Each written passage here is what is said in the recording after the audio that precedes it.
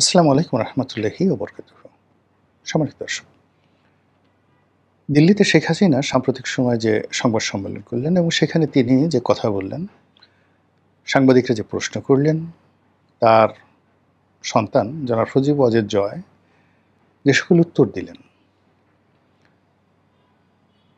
তাতে করে একটা বিষয় স্পষ্ট, আওয়ামী লীগ কোনো অবস্থাতেই জুলাই এবং আগস্টের যে কর্মকাণ্ড, সেই কর্মকাণ্ডের জন্য অনুশোচনা অনুভব করবে না।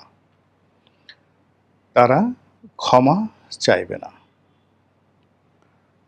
এখন এই যে তাদের যে দৃঢ়তা, এই দৃঢ়তার নিয়ে তারা কি রাজনীতিতে টিকতে পারবেন কিনা, সাস্টেইন করতে পারবেন কিনা এবং এই রাজনীতি তাদের জন্য ফলপ্রসূ হবে কিনা, এই বিষয়গুলো নিয়ে আলোচনা করব। তার আগে রাজনীতিতে ক্ষমা চাওয়া, ক্ষমা করে দেওয়া, এগুলো নিয়ে কিছু কথা বলা আবশ্যক। রাজনীতিতে আসলে ক্ষমা করা যায় না, ক্ষমা করা উচিত হয় না। যারা বিভিন্ন সময় অপরাধীদেরকে ক্ষমা করেছেন, এমনকি বন্ধুদের বিশ্বাসঘাতকতাকে যারা ক্ষমা করেছেন, প্রায় বেশিরভাগ ক্ষেত্রে ঐতিহাসিকভাবে সত্য, তারা তাদের দ্বারাই ক্ষতিগ্রস্ত হয়েছেন। খন্দকার মোশতাক বলেন কিংবা মীর জাফর বলেন, অথবা ইতিহাসের অন্য যে সকল ট্রেটর রয়েছেন, ইনক্লুডিং আবু জেহেল, প্রায় সবাই বিভিন্ন সময় ক্ষমার মানে ক্ষমা প্রার্থী হয়েছেন, আর তাদেরকে ক্ষমা করা হয়েছে, তাদেরকে সুযোগ দেওয়া হয়েছে এবং সেই সুযোগগুলো গ্রহণ করে তারা দানব রূপে যেভাবে ফিরে এসেছেন, এরকম ঘটনা কত রাষ্ট্রকে যে তছনছ করে দিয়েছে, কত সম্রাটকে যে কবরে পাঠিয়েছে, কত রাজবংশকে যে পথে বসিয়েছে, এরকম ইতিহাস কয়েকশো আমি বলতে পারবো, শত শত হাজার বছরের ইতিহাসে। তো কাজেই যারা সুপুরুষ, রাজনীতিতে সুপুরুষ, তারা কখনো ক্ষমা করেন না। তারা শাস্তি দেন, বিচার করেন, অথবা প্রতিশোধ গ্রহণ করেন। এখন সেই প্রতিশোধ জিঘাংসা হতে পারে, কিংবা সেই প্রতিশোধ রিভেঞ্জ হতে পারে, যে কোনোভাবে হোক না কেন। সামহাও শেখ হাসিনা নিজেকে প্রতিশোধ পরায়ণা রূপে এবং প্রতিশোধ গ্রহণকারী রূপে প্রতিষ্ঠিত করতে চান এবং অতীতে তিনি সেম কাজটি অত্যন্ত সুকৌশলে করেছেন। ফলে কি হলো, শেখ হাসিনা যতক্ষণ জীবিত আছেন, যতক্ষণ তার দেহে প্রাণ আছে এবং তার যে রাজনীতিতে ফেরার সম্ভাবনা যদি 1%ও থাকে, তার প্রতিপক্ষরা তাকে ভয় পাবে। আপনি চিন্তা করুন যে আমরা যে সবসময় রাষ্ট্রকে ভয় পাই বা রাষ্ট্র ক্ষমতাকে ভয় পাই, নট লাইক দ্যাট। আমরা গডফাদারকে ভয় পাই, মুরগি মিলনকে ভয় পাই, টোকাই সাগরকে ভয় পাই, আমরা আন্ডারওয়ার্ল্ডের দাউদ ইব্রাহিমকে ভয় পাই, হাজি মস্তানকে ভয় পাই। এইভাবে আমরা ভূত প্রেত আরও অনেককে ভয় পাই, জিনকে আমরা ভয় পাই। তাহলে শেখ হাসিনার যে ক্ষমতাটা, সেই ক্ষমতাটার কয়েকটি অংশ আছে। একটি অংশ হলো তার নিজের একেবারে বুদ্ধি, মেধা, প্রজ্ঞা, যোগ্যতা, আত্মীয় স্বজন মিলে, এটার একটা বলয়। 2 নম্বর হলো তার লক্ষ লক্ষ নয়, কোটি কোটি নেতাকর্মী, যাদেরকে তিনি গড়ে তুলেছেন। এদের মাধ্যমে তিনি বাসে আগুন দিতে পারেন, এদের মাধ্যমে কারো বাড়িতে তিনি যে কোনো অকারেন্স ঘটিয়ে দিতে পারেন, এদের মাধ্যমে তিনি কাউকে একেবারে ক্ষমতা না থেকেও গুম করতে পারেন, কারো অঙ্গহানি ঘটিয়ে দিতে পারেন, কারো পায়ের রগ কেটে দিতে পারেন ক্ষমতায় না থেকে এবং দেশের বাইরে থেকে। এখন আপনি চিন্তা করুন, একজন সন্ত্রাসী, সে জিসান বাহিনী হোক বা টিসান বাহিনী হোক, সে যদি জেলখানাতে বসে সন্ত্রাসের রাজত্ব কায়েম করতে পারেন, সে যদি দুবাইতে বসে, কলকাতাতে বসে সুব্রত বাইন যদি বাংলাদেশে অপরাধের একটা নেটওয়ার্ক গড়ে তুলতে পারেন, তা সেক্ষেত্রে যেটিকে আমরা পলিটিক্যাল ভায়োলেন্স বলি, সেই পলিটিক্যাল ভায়োলেন্স শেখ হাসিনা ঘটাতে পারেন। তার যখন একটা রাজনীতিতে ফেরার ইচ্ছা থাকবে, তখন তিনি এক ধরনের ভায়োলেন্স করবেন, আর যখন তিনি দেখবেন যে তার সমস্ত সম্ভাবনা বন্ধ হয়ে গেছে, তখন তিনি তার প্রতিপক্ষকে আক্রমণ করার জন্য তিনি সর্বোচ্চ শক্তি ব্যবহার করবেন, চারু মজুমদারের নকশাল অথবা সিরাজ শিকদারের সর্বহারা পার্টির মতো। এবং এই কারণে কি হলো, তার যারা প্রতিপক্ষ সবাই তাকে ভয় পাবে বা ভয় পাচ্ছে, অ্যাজ লং অ্যাজ মনে করা হচ্ছে সে জীবিত আছে বা তার প্রাণবায়ু আছে এবং সে এখনো পর্যন্ত একটা জায়গাতে টিকে আছে। ফলে যত হম্বিতম্বি হচ্ছে, ধরে আনবো, তারপর শেষে তার বিচার করব, ফাঁসিতে লটকাবো, এই কথাগুলো মূলত ভয়ের বহিঃপ্রকাশ। মানুষ যখন খুব ভয় পায় তখন চিৎকার চেঁচামেচি করে, নিজের বুকে নিজে থাপ্পড় দিয়ে দেখায় আমি অনেক শক্তিশালী। নিয়ন্ত্রণহীন ভয়ের কারণে মানুষ এই কাজগুলো করে থাকে। কাজী শেখ হাসিনাকে নিয়ে তাদের যারা প্রতিপক্ষ তাদের ভয় না পাওয়ার কোনো কারণ নেই, এবং এটা শেখ হাসিনা খুব ভালো করে জানেন। আর এই কারণে তিনি বারবার সেজে গুজে বেশ প্র্যাকটিস করে আমাদেরকে ভয় দেখানোর জন্য নানা রকম ছলচাতুরি ছলাকলা তিনি করছেন। এই গেল এক।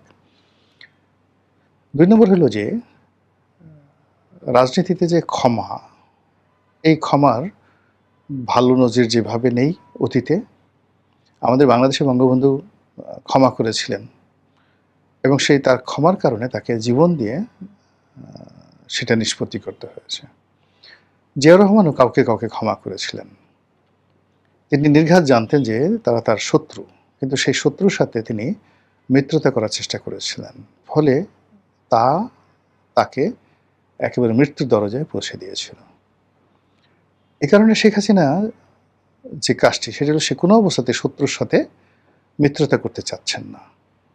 সে তার যা কিছু আছে, লোকজন যাকে মন্দ বলছে তাদের মধ্যে একেবারে যেগুলো পচে গেছে, গলে দুর্গন্ধ বের হয়ে গেছে, যেগুলোকে তিনি বুঝতে পারছেন যে এগুলোকে টানা যাবে না, তাদেরকে মাইনাস করে দিয়ে তার যারা লোকজন আছে তাদেরকে নিয়ে তিনি নিরাপদে ফিরে আসতে চাচ্ছেন ক্ষমতায়, বা নিরাপদে তার রাজনীতি পরিচালনা করতে চাচ্ছেন। এটা হলো বাস্তব অবস্থা। এবং তারই প্রেক্ষিতে তিনি কোনো অনুশোচনা দেখাতে চাচ্ছেন না। ক্ষমা চাওয়া তো দূরের কথা, তিনি যে কোনো ভুল করেছেন সেই কথাটাও তিনি বলতে চাচ্ছেন না। এতে করে তার যারা প্রতিপক্ষ তাদের আতঙ্ক আরও বেড়ে যাচ্ছে, তাদের মেজাজ আরও গরম হয়ে যাচ্ছে। আপনি জানেন, যখন মানুষ মেজাজ গরম হয়ে যায় তখন সে কাঁপতে থাকে, ট্রাম্বলিং ইন ফিয়ার। খুব বেশি মেজাজ গরম দেখবেন অনেক বুড়া মানুষ, যুবক বাচ্চা রাগ হয়ে লাল হয়ে যায়, তারপর গাল কাঁপতে থাকে, হাত কাঁপতে থাকে, থাপ্পড় দিতে চায় গালে, রাগের সাথে থাপ্পড় পড়ে যায় গলার উপরে। তারপর দেখা গেল যে লাথি দিতে চায়, কিন্তু লাথি পাই উঠে না রাগের সাথে। এরকম ঘটনা অহরহ আমাদের সমাজে ঘটে। তো সেক্ষেত্রে শেখ হাসিনা এবং তার যারা দলের লোকজন, তাদের কর্মকাণ্ড দ্বারা প্রতিটি মুহূর্তে, ইংরেজিতে আমরা যদি বলি নুইসেন্স, সেই নুইসেন্স তৈরি করা হচ্ছে। সেই নুইসেন্স তৈরি করে জামাত, আওয়ামী লীগ, এনসিপি, তাদের সবার মধ্যে অস্থিরতা তৈরি করা হচ্ছে, বিরক্তি তৈরি করা হচ্ছে, ক্রোধ তৈরি করা হচ্ছে, এবং দিন শেষে আতঙ্ক তৈরি করা হচ্ছে। এবং আপনারা জানেন যে গোয়েবলসের একটা বিখ্যাত সূত্র আছে। আপনার গোয়েবলস হলো হিটলারের যাকে বলা হয় প্রচারমন্ত্রী, ministry of communication and information. এই শতাব্দীর পৃথিবীতে যত জানা শোনা ব্যক্তি আছে তাদের মধ্যে গোয়েবলস হলেন সবচেয়ে আকর্ষণীয় ব্যক্তি। যে কোনো একটা মিথ্যা, যে কোনো একটি অপতথ্য, সেটিকে চমৎকারভাবে উপস্থাপন করে সেটিকে সত্যরূপে প্রতিষ্ঠিত করার যে অসাধারণ গুণাবলী, সেই গুণাবলী রীতিমতো কিংবদন্তিতে পরিণত হয়েছে গোয়েবলসের বক্তব্যের মাধ্যমে। এই জন্য যখনই আমরা কাউকে কোনো মিথ্যা কথা বলতে দেখি, তখন আমরা তাকে টিটকারি করে বলি এটা গোয়েবলসি ধারায় কথাবার্তা বলছে। কিন্তু বাস্তবতা হলো যে এডলফ হিটলারের ট্যাঙ্ক, কামান বাহিনী কিংবা তার সাজোয়া যান, তার মিলিটারি যতটা না গুরুত্বপূর্ণ ছিল, তার চেয়ে বেশি গুরুত্বপূর্ণ ছিল হিটলারের তার যে গোয়েবলস। সে পুরো যুদ্ধের কাহিনী, হিটলারের বীরত্ব, হিটলারের শ্রেষ্ঠত্ব তিনি এত চমৎকারভাবে বর্ণনা করতে পারতেন।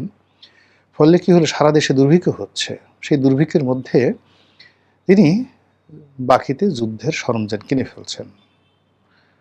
তিনি এমনভাবে প্রচার করতেন যে বিশ্বের সমস্ত স্টিল কোম্পানিগুলো 20 বছর 30 বছরের ক্রেডিটে জার্মানিকে স্টিল দিল ইন্ডাস্ট্রি করার জন্য, এবং সেই ইন্ডাস্ট্রি না করে সেটাতে তিনি যুদ্ধাস্ত্র, সাবমেরিন, মেরিন এগুলো সব তিনি তৈরি করে ফেললেন। এগুলো সবই কিন্তু গোয়েবলসের কাহিনী ছিল। তিনি ফিল্ড মার্শাল রোমেলের মতো একজন কল্পিত চরিত্র তৈরি করলেন। রোমেল ছিলেন, তিনি লিবিয়াতে যুদ্ধ করছিলেন, কিন্তু তিনি ছিলেন একেবারে সাধারণ মানের একজন জেনারেল। কিন্তু তাকে যেভাবে রবিন হুড বানানো হয়েছিল, তাকে যেভাবে ফিল্ড মার্শাল বানানো হয়েছিল, তাকে যেভাবে বীরত্ব তৈরি করা হয়েছিল, ইউরোপিয়ানদের মনে ভয় হয়ে গিয়েছিল যে there is a field marshal Rommel, না জেনে এই কাজটা গোয়েবলস করেছিলেন। গোয়েবলসের মতো এর আগে আমরা যার নাম জানি, তিনি ম্যাকিয়াভেলি।